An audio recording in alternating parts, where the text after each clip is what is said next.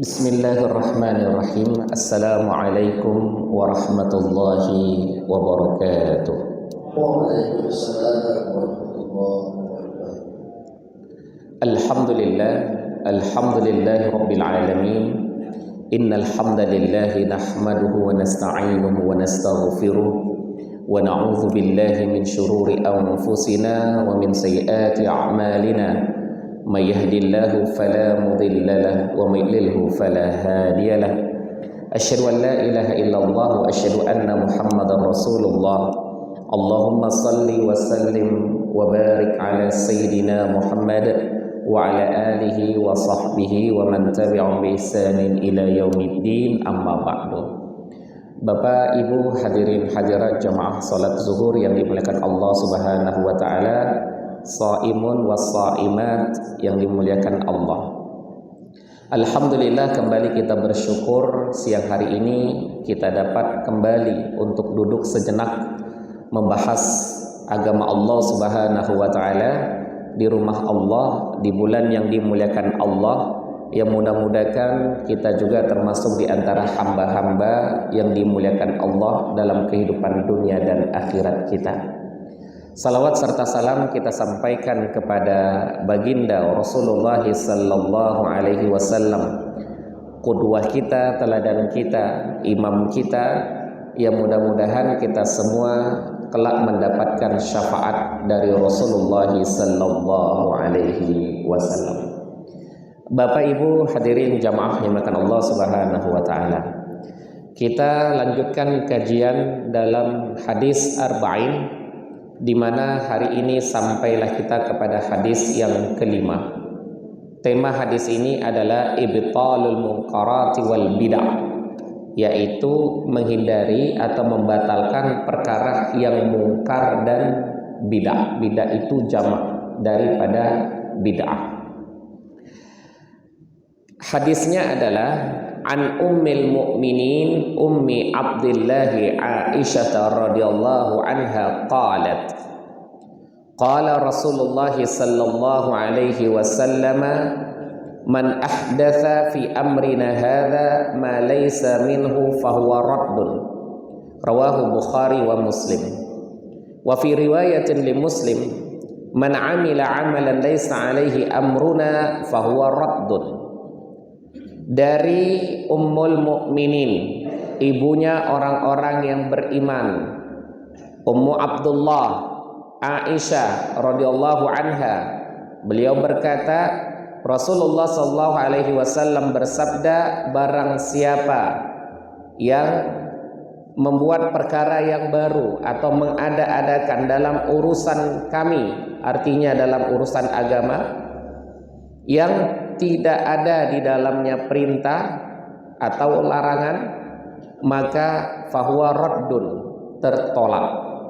Hadis riwayat Imam Bukhari dan Muslim.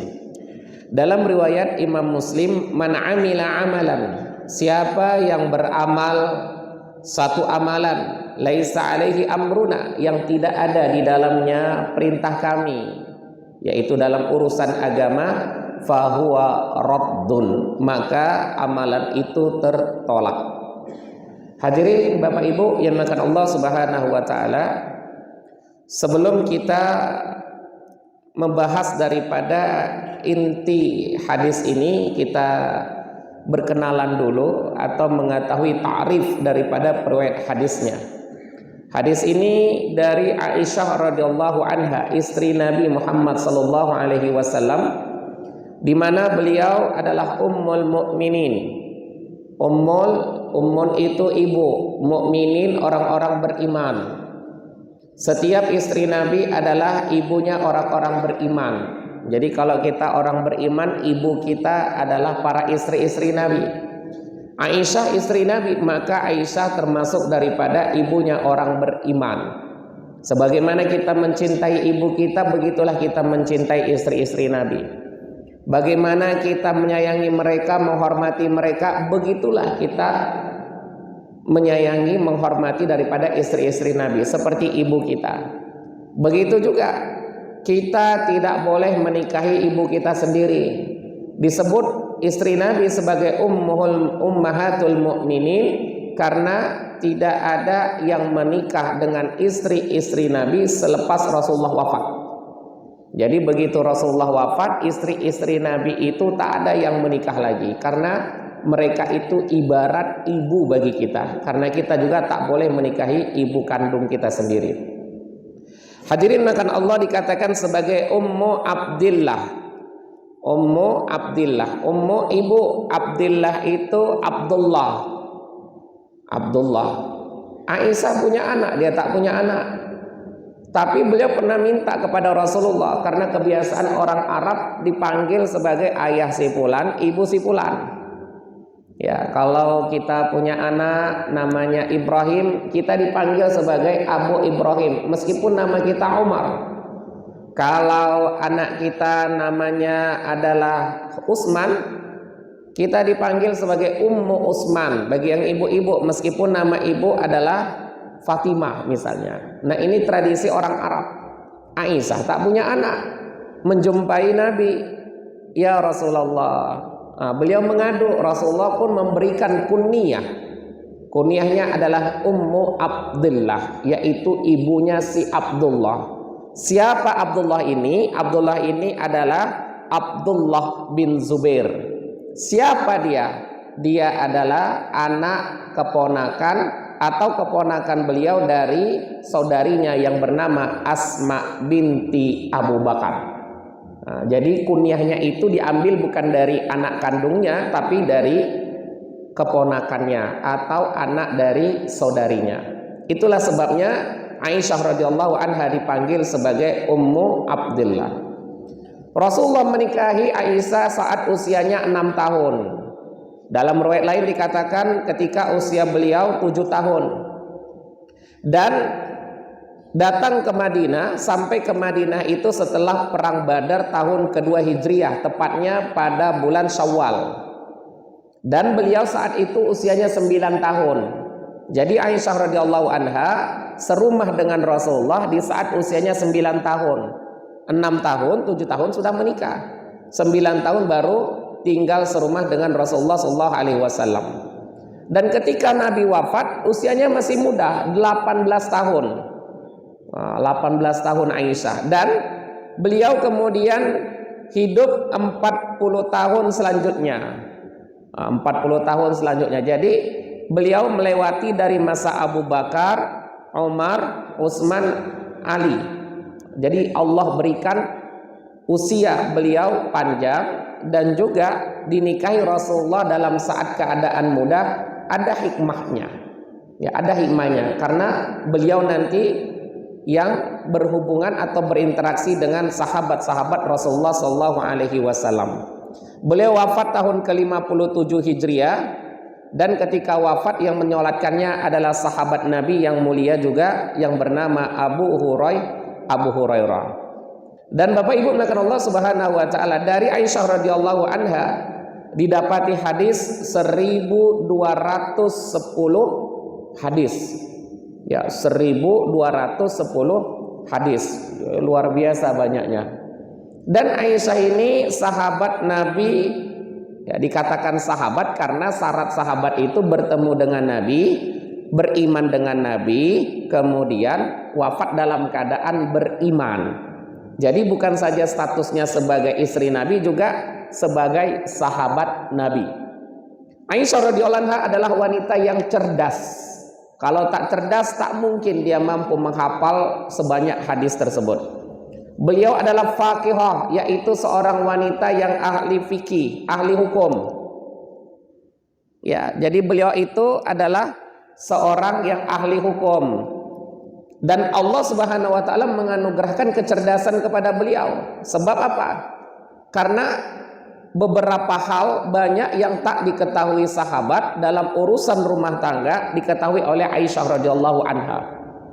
Terkhusus misalnya dalam masalah mandi wajib, itu kan urusan domestik. Ya. Kemudian dalam urusan wanita yang haid, nifas, itu bertanya kepada Aisyah radhiyallahu anha. Dan Aisyah karena suaminya adalah Rasul, beliau pun tak sungkan juga bertanya urusan-urusan yang sifatnya sensitif kepada suaminya tersebut untuk disampaikan kepada sahabat-sahabat. Dan sahabat banyak bertanya kepada Aisyah terkait hukum-hukum, Bapak Ibu. Itulah kecerdasannya. Hadirin akan Allah Subhanahu wa taala, kita perlu mengetahui istri-istri Nabi dan juga terkhusus istri-istri yang memang memiliki kedekatan luar biasa kepada Rasulullah. Apa sebab? Karena hari ini banyak orang-orang yang sudah menganggap kedudukan istri Nabi itu seperti wanita biasa saja.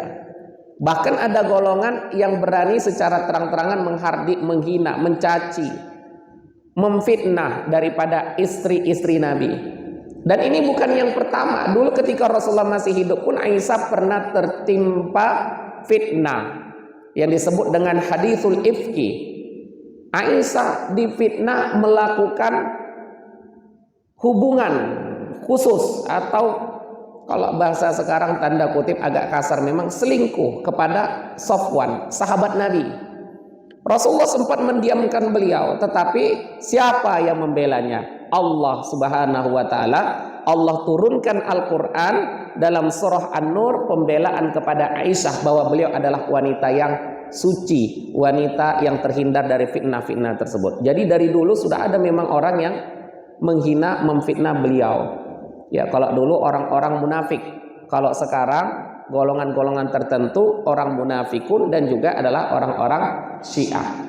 Hadirin Bapak Ibu makan Allah Subhanahu wa taala, itulah singkat daripada biografi sahabat Nabi atau istri Nabi yang bernama Aisyah radhiyallahu anha. Kita masuk kepada inti hadis ini. Rasulullah SAW bersabda, barang siapa yang mengada-ada atau membuat perkara yang baru. Ahdatsa itu dari kata hadatsa. Ya, kalau dalam bahasa Arab hadis itu artinya jadid. Hadis itu jadid. Ahdatsa membuat satu perkara yang baru. Perkara yang baru. Fi amrina, dalam urusan kami, maknanya urusan agama. Kalau tidak dalam urusan agama tak dibahas. Misal dalam urusan dunia. Dalam urusan dunia silahkan untuk berinovasi. Silahkan untuk berkreasi, silahkan untuk membuat sesuai dengan daya pikir yang telah Allah anugerahkan. Tapi dalam urusan agama jangan mengadakan hal-hal yang baru. Ya, ma laisa minhu, yang tidak ada perintah kami di dalamnya, fahuwa raddun, maka dia tertolak. Amalan itu tertolak. Dalam riwayat Imam Muslim dikatakan barang siapa yang melakukan satu amalan yang tidak ada perintah kami di dalamnya, fahuwa raddun. Inti maknanya sama tapi bentuk redaksinya berbeda, Bapak Ibu. Nah, masuklah kita kepada nilai-nilai hadis yang baru saja kita baca ini. Jamaah yang dimuliakan Allah Subhanahu wa taala, agama kita memerintahkan kita untuk beribadah. Di dalam Al-Qur'an Allah sebutkan wa ma khalaqtul jinna wal insa illa liya'budun. Ibadah itu syaratnya diterima dua. Yang pertama itu harus ikhlas. Ini syarat utama ibadah. Yang kedua, ibadah itu diterima sesuai dengan syariat. Ikhlas tapi tak sesuai dengan syariat, ditolak itu amalan. Ikhlas dia, tapi tak sesuai dengan syariat, ditolak amalannya. Atau sesuai syariat namun tak ikhlas, tertolak juga amalannya. Jadi amalan itu diterima dua syaratnya, ikhlas dan juga sesuai dengan syariat. Keikhlasan itu letaknya di hati, sedangkan amalan sesuai dengan syariat itu amalan zahir, bukan amalan batin. Amalan zahir harus sesuai dengan tuntunan apa yang disampaikan oleh Rasulullah Sallallahu Alaihi Wasallam. Dan kita dilarang untuk berinovasi. Karena Allah Subhanahu wa taala telah berfirman, al-yauma akmaltu lakum dinakum.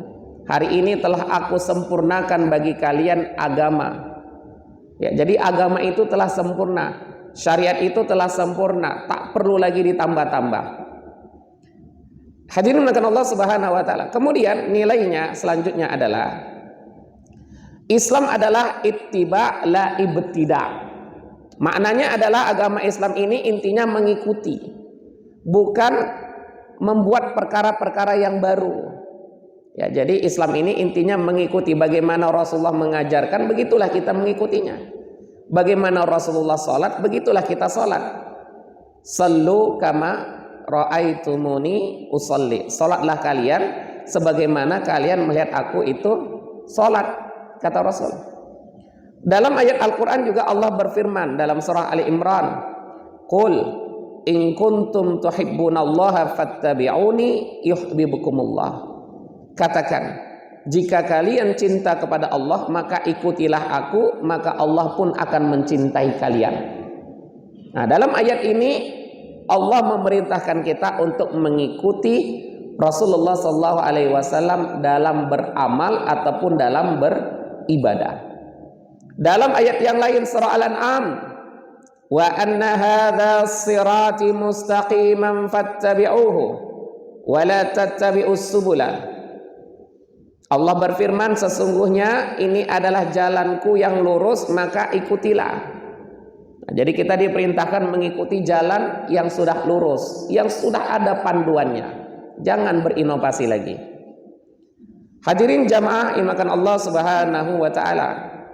Jadi inti dalam kita beragama adalah mengikuti apa yang sudah disampaikan oleh Rasulullah sallallahu alaihi wasallam. Kemudian amalan-amalan itu ada yang diterima, ada yang ditolak. Ya, amalan yang ditolak tentu adalah amalan yang tidak sesuai dengan syariat. Tak sesuai dengan syariat. Ya. Dalam hal ini dulu terjadi dalam dua hal, Bapak Ibu. Yang tak sesuai dengan syariat contohnya dalam hal ibadah. Dalam hal ibadah orang-orang melakukan amalan menambah-nambah atau mengurangi amalan tersebut. Contoh misalnya ketika melakukan suatu bentuk doa. Doa dilakukan dengan cara menari-nari misalnya. Ya, atau melakukan suatu majelis. Majelis ini baik, tapi di situ ada ikhtilat, bercampur laki-laki wanita. Tak ada batasnya misalnya, tak ada hijabnya. Nah, ini amalan tapi bermasalah. Atau misalnya melakukan satu ibadah haji. Nah, dalam pelaksanaan ibadah haji tersebut, di saat orang tawaf berzikir, dia bernyanyi-nyanyi di situ. Nah, ini perkara yang baru, yang dulu masa Rasulullah tidak ada. Bapak Ibu mulakan Allah Subhanahu wa taala. Dalam surah Al-Anfal ayat 35 Allah berfirman, "Wa ma kana salatuhum 'indal baiti illa mukaa'a wa tasdiya." Ini tradisi dulu orang jahiliyah. Mereka salat ya, atau mereka itu tawaf di sekitar Ka'bah. Apa yang mereka lakukan? Mereka bersiul-siul, bertepuk tangan. Ini tradisi jahiliyah. Dan hari ini masih ada orang-orang Badui sana, orang pelosok sana. Ketika dia lihat Ka'bah karena gembiranya yang luar biasa, apa yang dia lakukan? Bersiul-siul dia. Bersiul, ada yang bertepuk tangan. Ini tak perlu. Karena ini adalah perkara yang tak pernah dilakukan oleh Rasulullah sallallahu alaihi wasallam. Nah, hadirin Bapak Ibu yang dimuliakan Allah Subhanahu wa taala. Kemudian dalam hal ibadah lainnya, contohnya dulu ada seseorang yang dia berpuasa, dia sengaja berjemur di luar.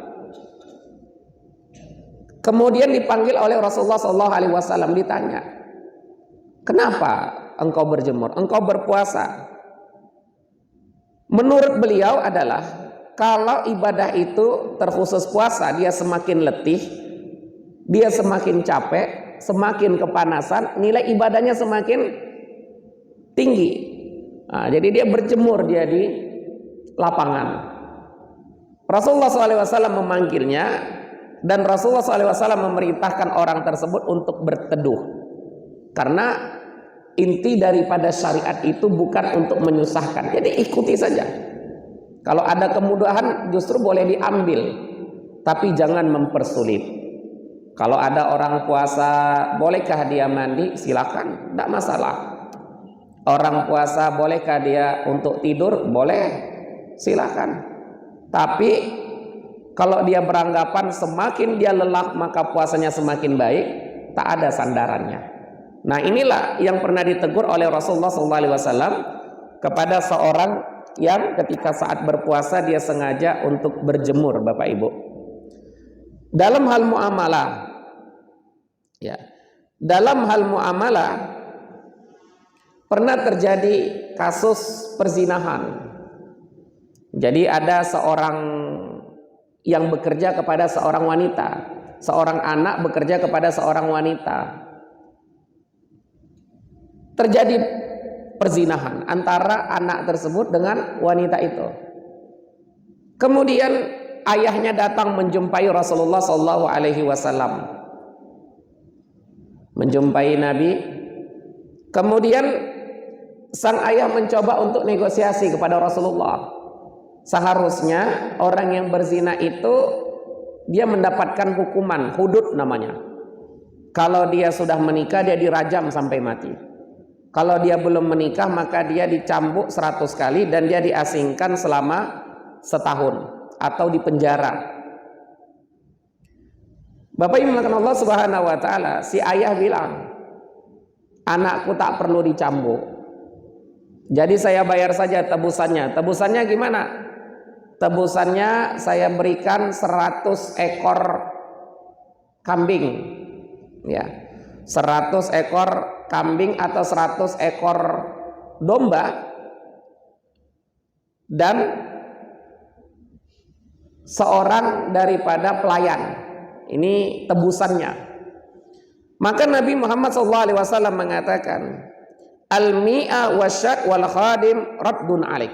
Kata Nabi, yang 100 yang telah kau berikan tadi ambil lagi beserta dengan seorang pelayan itu. Dan anakmu dicambuk 100 kali dan diasingkan setahun. Dan wanita yang berzina dengan anakmu itu dirajam sampai mati. Nah, ini artinya Bapak Ibu ketegasan Rasulullah SAW. Kalau seandainya pada saat itu Rasulullah membenarkan si bapak tadi, si ayah tadi menebus kesalahan anaknya dengan 100 ekor domba atau 100 ekor kambing, apa yang terjadi? Maka orang akan mudah untuk berinisiatif. Oh, saya berzina kan bisa ditebus. Oh, saya tak perlu sholat, saya tak perlu puasa, nanti saya cukup bersedekah, berinfak. Tidak bisa. Sudah ada ketentuannya. Syariat itu sudah tetap, sudah sempurna Allah turunkan lewat Rasulullah SAW.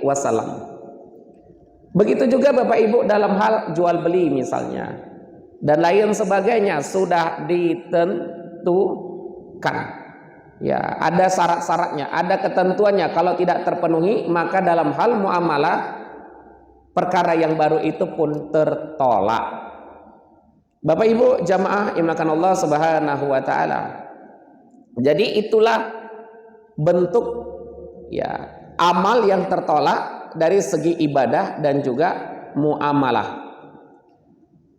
Kemudian dalam satu hadis, ya, dalam satu hadis di mana Rasulullah SAW pada saat itu melaksanakan khutbatul wada, ya, yaitu Rasulullah berkhutbah, beliau menyampaikan, khairul hadithi kitabullah wa khairul huda huda Muhammadin sallallahu alaihi wasallam wa syarrul umuri muhdatsatuha wa kullu muhdatsatin bid'ah wa kullu bid'atin dhalalah.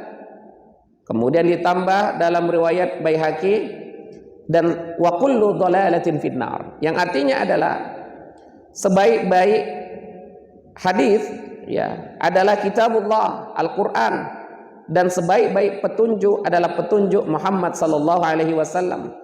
Seburuk-buruk perbuatan urusan adalah yang dibaru-barui, artinya yang diada-adakan. Dan setiap perkara yang diada-adakan itu atau muhdatsah adalah bid'ah, dan setiap yang bid'ah itu adalah sesat, dan setiap kesesatan itu tempatnya di neraka. Nah, Bapak Ibu kan Allah Subhanahu wa taala. Kemudian diskusi kita selanjutnya adalah apakah setiap hal yang baru dalam urusan agama itu dianggap bid'ah? Dan apakah bid'ah itu seluruhnya sesat? Dan apakah seluruh kesesatan itu tempatnya di neraka? Yang pertama, setiap kesesatan memang benar itu tempatnya di neraka.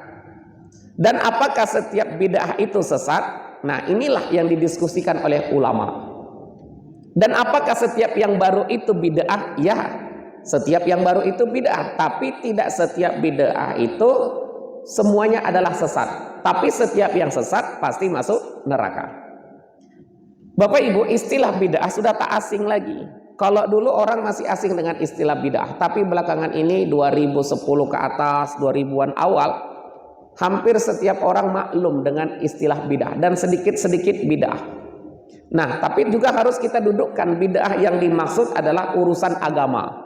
Dalam urusan dunia tak ada istilah bid'ah.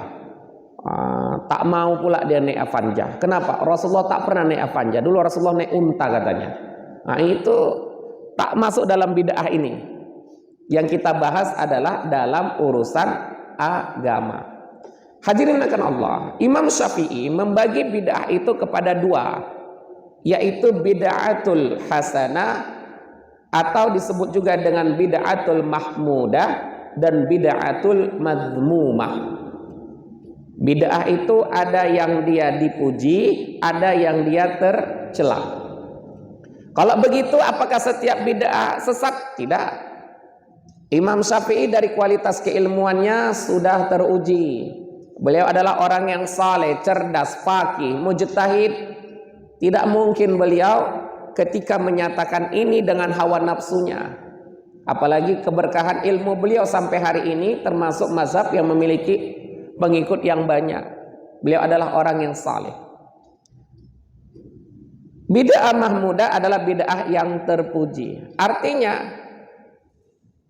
selama hal yang baru itu dalam urusan agama memiliki kaidah yang umum, maka perkara yang kecil tadi yang sifatnya adalah furu' itu masih bisa diterima. Ya, masih bisa diterima. Yang madhmumah, yang tercela adalah apabila perkara yang baru itu tidak memiliki kaidah umum dalam agama. Tidak ada sumbernya, tidak ada referensinya sama sekali, maka inilah yang ditolak. Contoh misalnya perkara yang madhmumah tertolak. Salat subuh 2 rakaat. Kemudian kita buat lagi semangat-semangatnya nih bangun subuh, kita buat 5 rakaat. Oh, itu bid'ah. Puasa Ramadan sebulan. Agak malas kita bulan ini puasa. Oh, saya ganti saja. Saya puasa Ramadannya nanti pas bulan Syawal. Itu puasa Syawal namanya. Itu bid'ah. Atau lagi bulan haji, Al-Quran mengatakan al-hajju ashhur ma'lumat. Haji itu pada bulan-bulan yang dimaklumi. Bulan haji itu ada 3, Syawal, Dzulqa'dah, Dzulhijjah. Dia berpikir, ngantri lama nih 25 tahun. Kuotanya pun terbatas. Kemudian berdesak-desakan, masa satu dunia kumpul di tempat yang sama di Padang Arafah, sekitar 5 juta jiwa. Ini kan membuat suatu hal yang susah. Sedangkan di bulan lain tak ada orang yang wukuf di Arafah. Jadi gimana? Oh, kita buat saja haji khusus Indonesia. Bulannya itu bukan di bulan Zulhijjah wukufnya, tapi wukufnya itu di bulan Dzulqa'dah. Atau wukufnya di bulan Syawal misalnya. Oh, ini bid'ah. Nah, inilah yang dia tercela. Salat wajib ada 5. Kita kurangi saja jadi 3. Oh, itu bid'ah. Sesuatu yang sudah apa sifatnya itu, sesuatu yang usul, yang pokok, yang prinsip itu tak bisa. Tapi turunannya yang dia memiliki dalil yang besar, dalil yang ada, kaidah yang umum, kemudian ada amalan-amalan yang mendukung daripada kaidah tersebut. Nah, ini yang dimaksudkan oleh Imam Syafi'i, yaitu bid'atul mahmudah atau bid'atul hasanah, bid'ah yang bisa diterima atau bid'ah yang baik. Contoh Bapak Ibu, mushaf Al-Quran ini bid'ah. Pada masa Rasulullah belum ada dicetak seperti ini. Dulu mushaf Al-Quran itu ditulis di pelepah-pelepah kurma, ditulis di batu, ditulis di media-media lain. Rasulullah wafat, Al-Quran belum terkumpul, terserak. Ada yang sana megang lembaran, yang sana megang surat Al-Baqarah, yang sana Al-Anfal, yang sini Ar-Ra'd dan lain sebagainya. Pada masa Abu Bakar mulailah dipikirkan gimana caranya kalau kita membukukan atau menjadikan Al-Quran itu sebagai mushaf, ya, diberikan mushafnya, ditulis. Kita buat panitianya. Ini dorongan daripada Umar ibn al-Khattab. Bapak Ibu Allah Subhanahu wa taala. Kalau begitu apakah ini bid'ah? Bid'ah. Tapi apakah ini layak dikatakan dolalah? Tidak, ini tidak dolalah. Kenapa? Justru kalau hari ini Al-Quran tidak dicetak, kita dari mana dapat Al-Quran? Apa yang kita baca? Nah, inilah hadirin yang dimuliakan Allah Subhanahu wa taala, bentuk bid'ah juga. Kemudian dulu awal-awal, ya, ketika baru ditemukan mikrofon, azan menggunakan mikrofon ini ada yang menentang. Kenapa masa Rasulullah tak ada guna mikrofon, tak ada mikrofon, jadi azan itu pakai suara. Jadi fungsi menara itu kenapa dia diletakkan tinggi, supaya orang azan di sana dia terlihat dan suaranya terdengar. Itulah sebenarnya fungsi menara. Jadi sebenarnya kalau hari ini tidak ada menara, tak penting kali sebenarnya, karena memang dulu fungsi menara itu selain daripada syiar adalah tempat muazzin, ya, muazzin. Nah hadirin makan Allah Subhanahu wa taala, ternyata faidahnya luar biasa. Mik ini lebih menyampai kepada kaum muslimin daripada orang yang naik tadi. Jadi tak perlu lagi naik ke atas untuk azan. Dari sini saja. Yang naik apa? Toanya, speakernya yang naik. Nah, tapi jadilah. Nah ini bentuk bid'ah juga. Kemudian pada bulan Ramadan Umar bin Khattab berjalan. Dilihatnya kaum muslimin sholat tarawih berkelompok-kelompok. Di sana buat kelompok, jalan lagi ke rumah, di rumah itu ada jamaah, dilihatnya lagi ada yang sholat di masjid. Kemudian Umar pun berinisiatif, bagaimana caranya kalau ini dikumpulkan, diumumkan, kaum muslimin, malam ini kita sholat tarawihnya berjamaah. Kumpullah para sahabat, kemudian sholat jamaah tarawih. Umar sendiri keluar dari lisannya, apa katanya? Ni'ma hadhihi bid'ah. Inilah bid'ah yang paling nikmat, kata Umar bin Khattab. Jadi kalau begitu salat tarawih berjamaah apakah bid'ah? Bid'ah. Tapi dia tidak dolalah. Dia adalah sesuatu yang baik. Kalau tak jamaah kita khawatir tak jadi kita salat tarawih di rumah. Orang terkadang kalau kita tak ke masjid tarawih di rumah pun ketinggalan. Nah inilah bid'ah termasuk Bapak Ibu makan Allah Subhanahu wa taala. Kalau begitu apakah Umar mengada-ngada? Oh belum tentu. Karena Umar sudah mendapatkan jaminan dari Rasulullah, alaikum bisunnati wa sunnatil khulafa'ir rasyidin al-mahdiyina min ba'di. Ikuti, kata Rasulullah, sunnahku dan sunnah khulafa' rasyidin setelahku. Siapa mereka? Abu Bakar, Umar, Utsman, Ali. Jadi 4 sahabat ini kalau memutuskan satu hukum, membuat satu amalan, sudah dijamin Rasulullah tak mungkin tersesat. Hadirin makan Allah Subhanahu wa taala. Nah, inilah bentuk-bentuk daripada bid'ah itu. Contoh lain lagi. Ketika Rasulullah pulang daripada Isra dan Mi'raj. Kemudian Rasulullah bertemu dengan Bilal, ditanya Bilal, "Hai Bilal, apa amalanmu?" Di saat berada di peristiwa Isra dan Mi'raj tersebut, Rasulullah mengatakan bahwa beliau mendengar terompah Bilal di dalam surga. Jadi Rasulullah itu akrab dengan terompah Bilal. Kenapa? Karena Bilal ini muazzin Rasulullah. Kalau muazzin itu kan lebih dahulu datang ke masjid. Sebelum datang yang lain, muazzin biasanya lebih dahulu pergi ke masjid. Rasulullah rumahnya dekat masjid. Jadi setiap datang awal yang ke masjid kan sudah hafal tuh suaranya itu. Tek, ketek, ketek misalnya. Nah, ini ibarat seorang istri yang sudah hafal knalpot daripada suaminya. Nah, knalpot kereta suaminya. Banyak kereta lewat, tapi kalau itu dia tahu, nih bapak udah pulang nih, kata istri. Nah, Bapak Ibu Allah Subhanahu wa taala, Rasulullah bertanya kepada Bilal, "Apa amalan engkau?" Kata Bilal, "Ya Rasulullah, saya selesai berwudu, saya sholat sunnah wudu." Apakah Rasulullah marah? "Oh, engkau bid'ah Bilal. Tidak ada aku perintahkan." Tapi Bapak Ibu, ternyata itulah sebab ternyata terompah Bilal lebih dahulu masuk ke dalam surga sebelum Bilalnya berada dalam surga. Kabar gembira artinya Bilal juga nanti menjadi ahli surga. Nah, ini. Kemudian ada lagi sahabat, setelah dia membaca surat Al-Fatihah, dia membaca surat Al-Ikhlas. Begitu berulang-ulang. Kemudian ada yang mengadu kepada Rasulullah, "Ya Rasulullah, si fulan itu dia kalau habis baca Al-Fatihah dia baca Al-Ikhlas terus." Dipanggil sama Nabi, ditanya Nabi, "Kenapa kau baca itu?" Kata beliau, "Ya Rasulullah, aku senang dengan bacaan ini. Aku senang dengan surat Al-Ikhlas." Kata Rasulullah, "Allah pun senang engkau membacanya." Maknanya apa?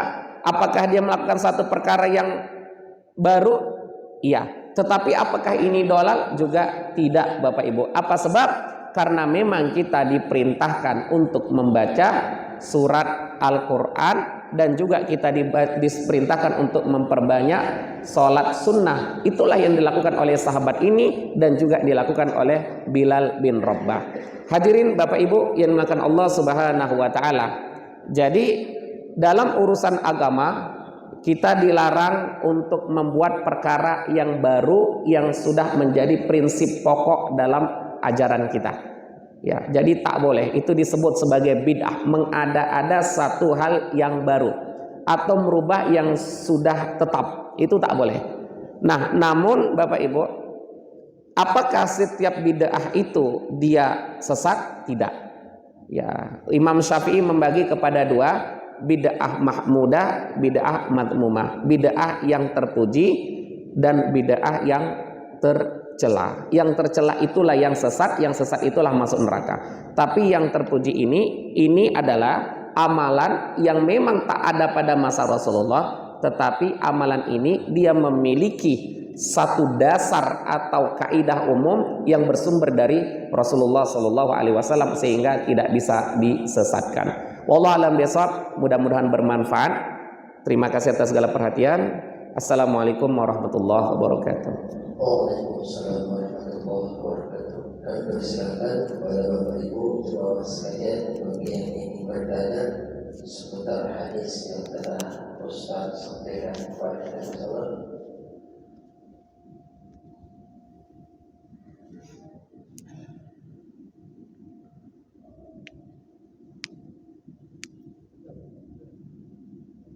Mungkin Ustaz sudah pas.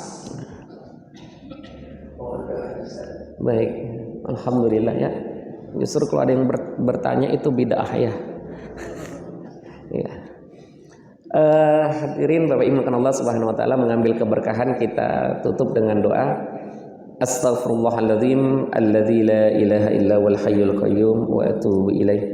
Astaghfirullahaladzim alladzi la ilaha illa wal hayyul qayyum wa atubu ilaih. Astaghfirullahaladzim alladzi la ilaha illa wal hayyul qayyum wa atubu ilaih. Alhamdulillahi rabbil alamin, wassalatu wassalamu ala asyrafil anbiya'i wal mursalin wa ala alihi wa sahbihi ajma'in. Ya Rabbana lakal hamdu kama yanbaghi li jalali wajhikal karim wa 'azimi sultanik. Allahumma inna ala dzikrika wa syukrika wa husni ibadatik. Allahumma ighfir lana dhunubana wa liwalidayna warhamhuma kama rabbayana saghira wa li jami'il muslimina wal muslimat wal mu'minina wal mu'minat al ahya'i minhum wal amwati bi rahmatika ya arhamar rahimin. Allahumma barik lana fi hadha syahr Ramadan. Allahumma barik lana fi hadha syahr Ramadan. Allahumma ij'alna min ahli al-Qur'an fi hadha syahr Ramadan. Allahumma ij'al ahlana ahli al-Qur'an. Allahumma ij'al ahlana min ahli al-Qur'an. اللهم اجعل القرآن شفيعا لنا في الدنيا والآخرة. اللهم ارزقنا استقبال ليلة القدر في هذا شهر رمضان. اللهم ارزقنا ليلة خيرا من 1000 شهر برحمتك وأنت خير الراحمين. ربنا لا تدع لنا ذنبا إلا غفرته، ولا هما إلا فرجته، ولا دينا إلا قضيته، ولا حاجة من حوائج الدنيا إلا قضيتها ويسرتها يا الله يا أرحم الراحمين. اللهم إنا نعوذ بك من الهم والحزن، ونعوذ بك من العجز والكسل، ونعوذ بك من البخل والجبن، ونعوذ بك من غلبة الدين وقهر الرجال. ربنا هب لنا من أزواجنا وذرياتنا قرة أعين واجعلنا للمتقين إماما.